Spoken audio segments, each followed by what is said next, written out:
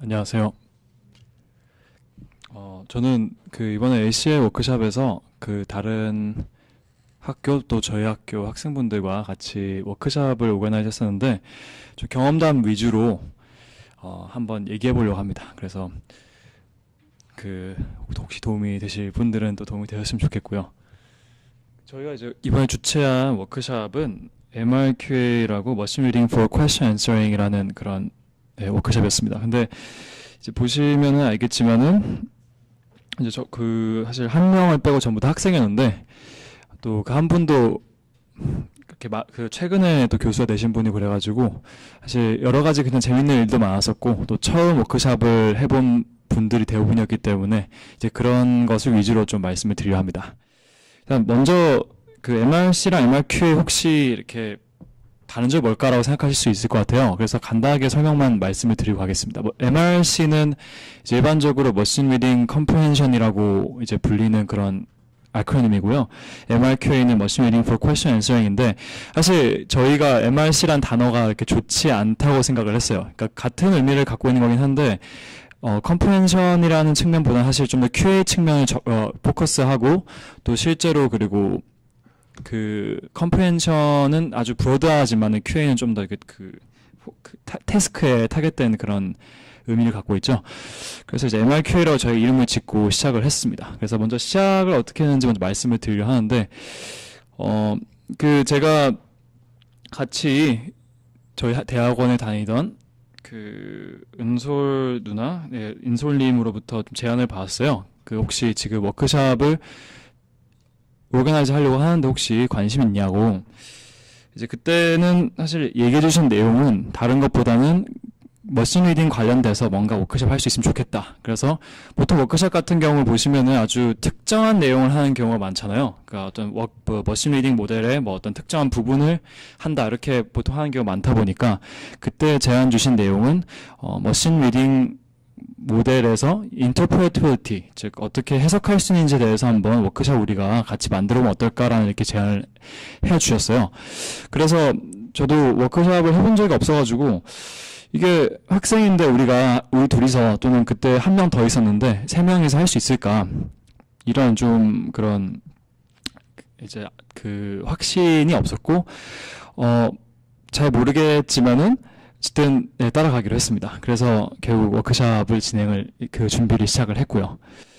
근데 이제 맨 처음에 드렸던 생각은 워크숍의 내용이 아주 좁으면 좁을수록 워크숍 의미는 의미를 이렇게 셀링하기는 쉽겠지만은 너무 좁으면 또 그거에 단점이 있다고 생각을 했어요. 아무래도 좁으면 좁을수록 타겟되긴 하겠지만은 이제 워크숍이 결국 항상 내용 자체가 그것만 얘기할 수밖에 없으니까. 그래서 저희가 피보팅을 조금 고민했었는데 인터프레터블리티에 우리가 포커스 할 것이냐, 아니면은 머신 리딩이라는 그런 전반적인 필드에 대해서 할 것이냐는 고민을 했던 것 같아요. 그러니까 이거에 답은 없는 것 같아요. 이거에 답은 없다고 생각합니다만, 근데 결국 장단점이 있는 것 같은데, 포커스를 하게 되면은 아무래도 그 분야에 정말 대단하신 분 또는 포커스 정말 그것만 하신 분들을 모으기가 쉽고 그 분야에 있는 사람들끼리랑 얘기할 수 있겠지만 좀 제너럴하게 하게 되면은 더 많은 사람을 모을 수 있고 또 앞으로 좀 더 플렉스블하게 대처할 수 있을 것 같다는 그런 생각을 했고요. 그래서 저희가 Q에 대해서 관심도가 아주 높아졌다고 생각을 했기 때문에 제너럴하게 가기로 결정을 했습니다. 그래서 그냥 그때 나름 약간 생각했던 얘기는 이걸 한번 WMT도 이렇게 시작을 했으니까 우리도 한번 QA라는 게 사실 시작한 지 오래되진 않았고, 물론 트래디셔널한 모델 형태로 많이 갔지만 최근에 스쿼드를 비롯해가지고 실제 매시브한 데이터셋이 나오기 시작한 건 별로 되지가 않았거든요. 그래서 한번 WMT급으로 만들어보자, 이 워크숍을, 이런 생각을 가지고 이제 인터프레터블리티를 빼고 그냥 일반적인 MRQ의 전반적인 모든 것을 다루는 워크숍 해보자, 이렇게 결정을 하고 저희가 제목을 이렇게 정하게 되었죠.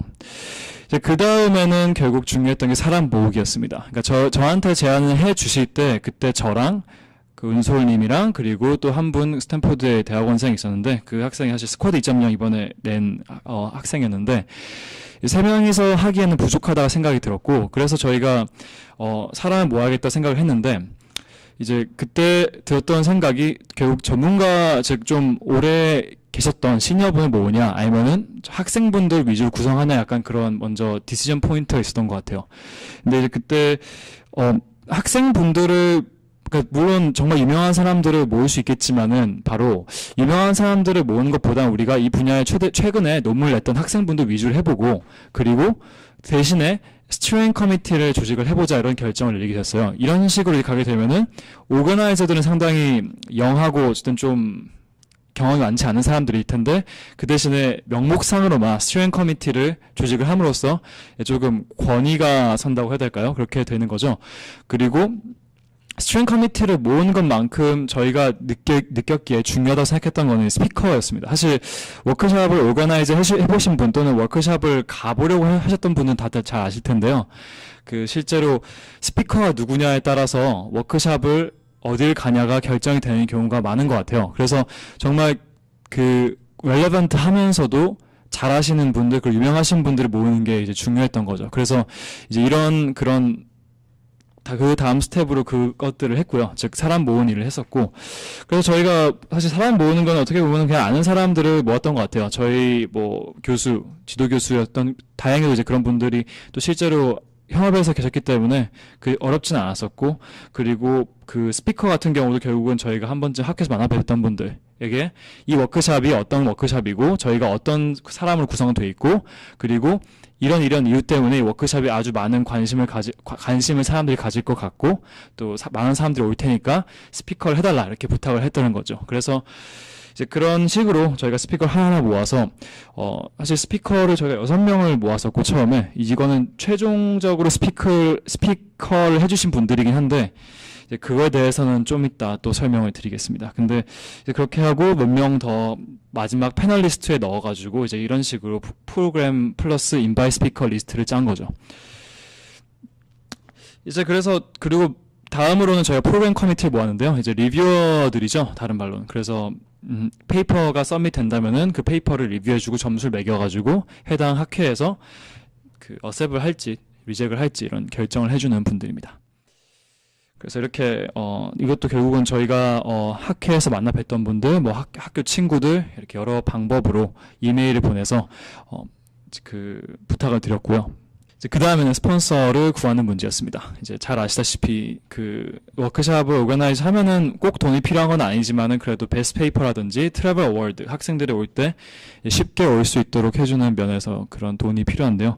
그래서 네이버와 이제 페이스북한테 돈을 받았고, 구글한테는 부탁을 했는데 안 주더라고요. 그래서 이게 사실 그 아까 보셨으면 알겠지만 스트링 커미티에 페이스북이 들어가 있어갖고 약간의 그런 게 있었던 것 같습니다. 이제 그 다음에 이제 이런 내용들 전부 다 취합을 해서 저희가 제안서를 제출을 했습니다. 제안서의 내용은 결국 들어가는 것들이 결국 오거나이저가 누군지, 그 저희들이죠. 그리고 스티어링 커미티, 그리고 PC, 그리고 저희가 먼저나마 조금 그 약속을 받았던 스피커들. 이렇게 이제, 그리고 이 학회가 어떤 내용을 갖고 있는지, 왜 이 학회가 사람들한테 중요할 것 같은지, 그런 내용을 제안서에 넣었습니다.